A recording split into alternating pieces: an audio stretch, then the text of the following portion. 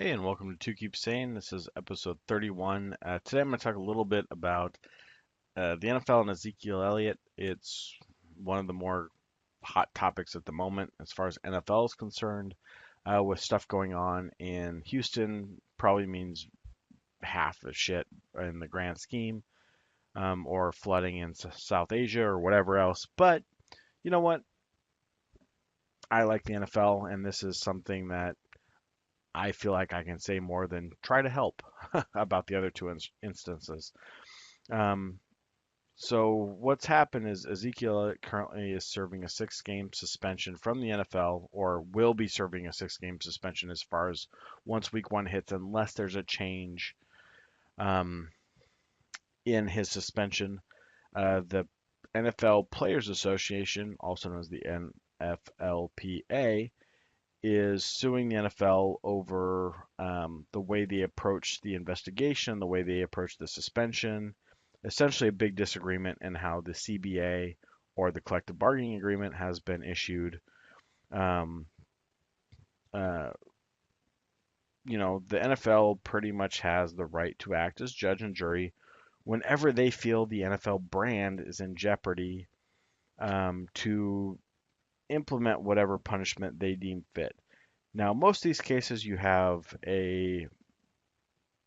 arbitration, or you have some sort of appeal process to try to reduce it. And they usually seem to reduce at least 1 or 2 games. In some cases, like in Tom Brady's sake, they suspended it for an entire year. He still ended up having to serve a partial suspension. Um, but the biggest part of all this stuff is, do they have I mean, when the new CBA happens, if they don't have a lockout or anything else, should they allow the NFL and especially the commissioner to have unilateral judgment and punishment abilities when law enforcement didn't even press charges because of inconsistency in the person pressing charges or making the accusation statement? And I know I know zero specifics about this case, but in this case, you really shouldn't have to. The whole concept of when can the NFL punish a player who has not been charged, let alone convicted with a crime? When do they have the right to put a player's future and public image? I mean, the public tends to like to assume people are guilty before proven innocent, or proven guilty, um, before the court cases happen. But should we allow the NFL, or should we allow our support of the NFL? Because realistically, we don't really have any say. There's a lot of other people that have the say in the NFL and how they work. Should we allow the support of the NFL to punish an individual player for the idea or possibility that that one person, based on someone saying they hurt me, be able to punish a player? And that's a tricky one. I mean, to me, the main question is, if the law doesn't punish the person in reality, does that mean they're innocent? Technically, yes. Does it mean they're actually innocent? No. Just means that they couldn't put a case together. Or, and in a lot of cases, it means there was nothing enough to put together. There are plenty of crazy people and angry and mad people willing to falsely charge individuals with crimes, that later get dropped. But in this case, if you allow the NFL to make their own judgments on these, they theoretically could affect that player's financial future and or career by making an assumption or a judgment beyond the law. And that one's a hard one for me, because while I think there's plenty of corruption and everything else within law enforcement, and primarily lack of employment and, enough people to go around to really investigate, where do we draw those lines between law doing their job and allowing and making those choices for us, which is really what taxes pay for, um, and using some common sense and saying, okay, well, while they don't think they had a good enough case, a lot of evidence proves the contrary. and my gut kind of says, well, if the NFL feels that way, maybe they should. I don't know. Is there a way for them to supply some funds for an additional investigator in individual NFL player trials or cases?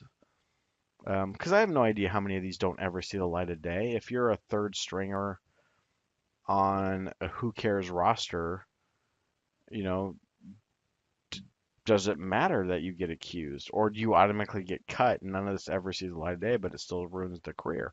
I have no way of knowing this. I mean, or I don't know it. I can't say I have no way of knowing it. And that's my big problem is like, okay, here's a scenario, probably totally out in left field.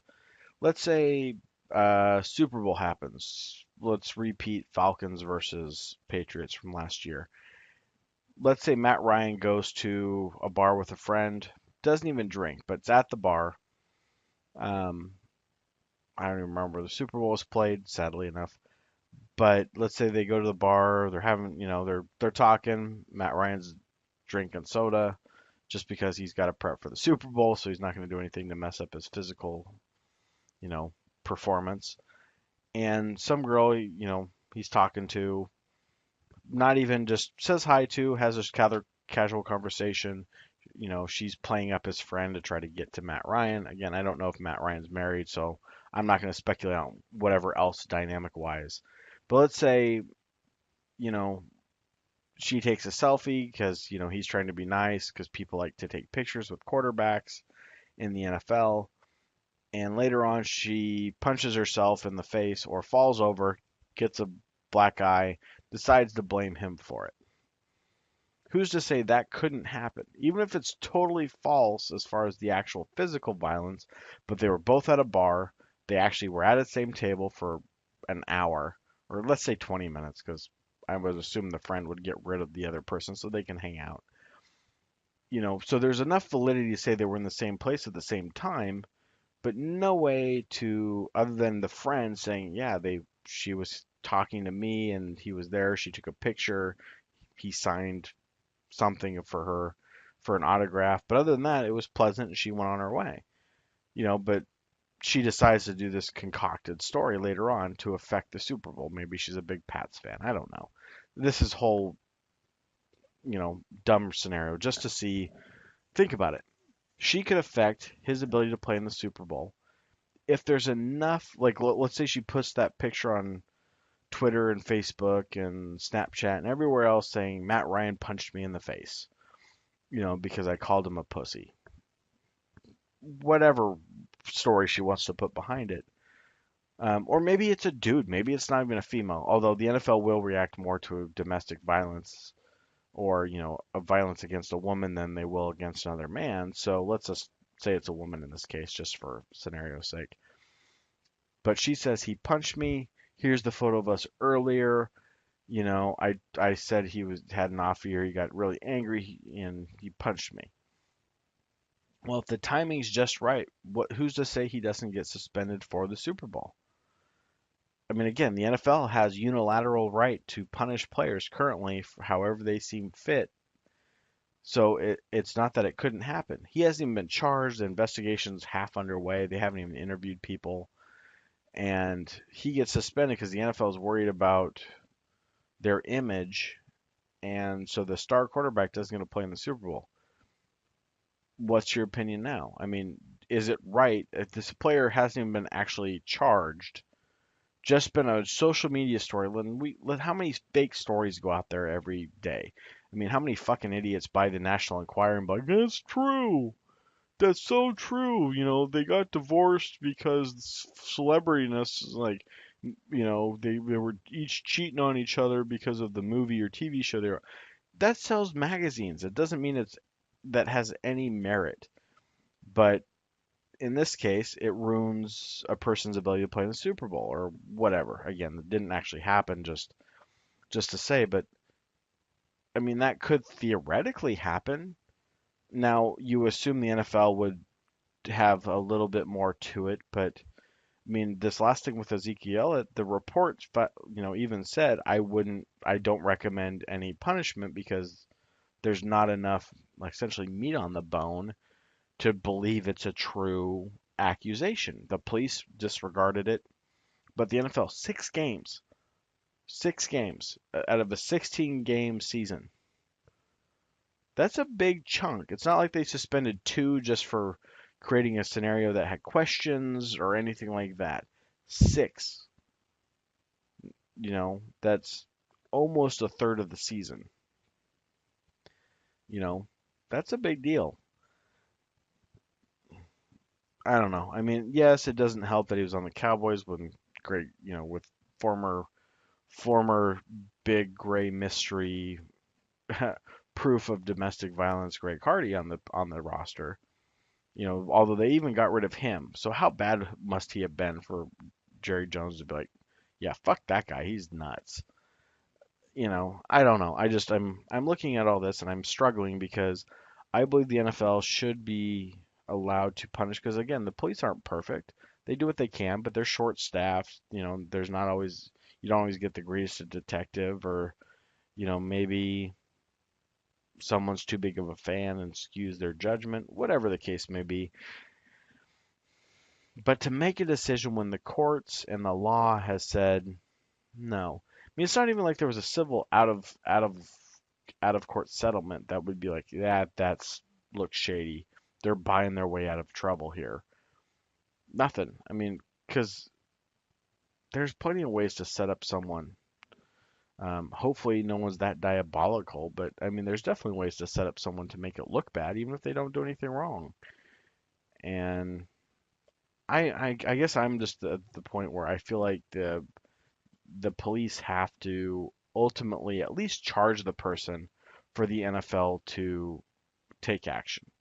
Maybe not a judgment or whatever else, but at least to say the person had enough reason to cause for suspension. You think there'd at least be a charge. Even if they drop the charge later, a charge means they believe they possibly have a good enough case to really do something with it, for putting him in jail or finding him or whatever the case may be. They have enough evidence to take action beyond just looking into it and talking to people. Because an investigation doesn't mean anybody's at fault yet. This means there's something being complained about that they're looking into.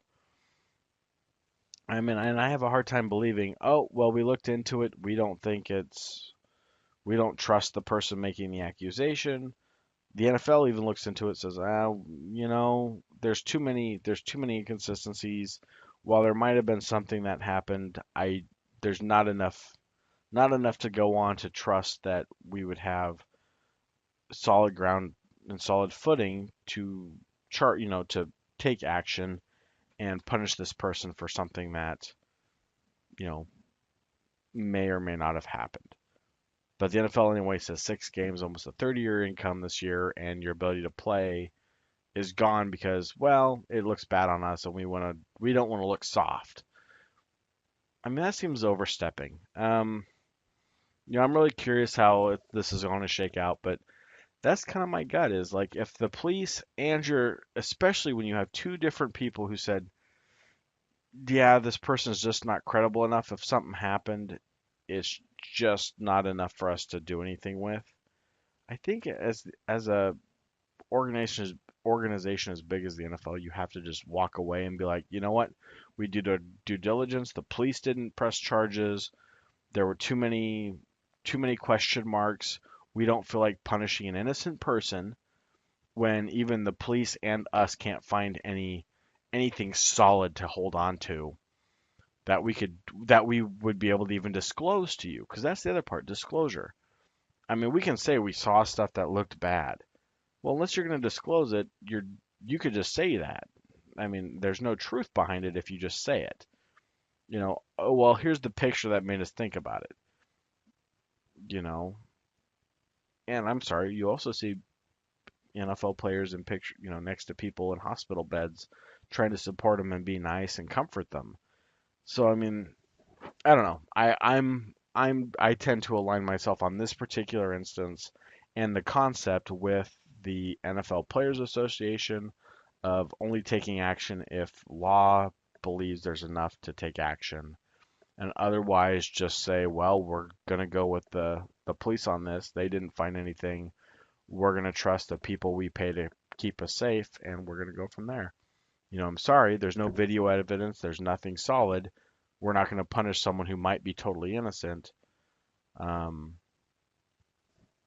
and sorry if you don't believe in that, but that's our justice system. And if you don't believe in it, see what you can do about changing the justice system and put it on the people.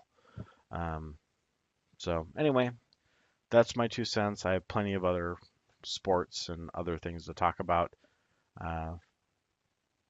I'm not sure if I added anything, but maybe just one other person backing the Players Association, I guess, in this instance. Have a good day.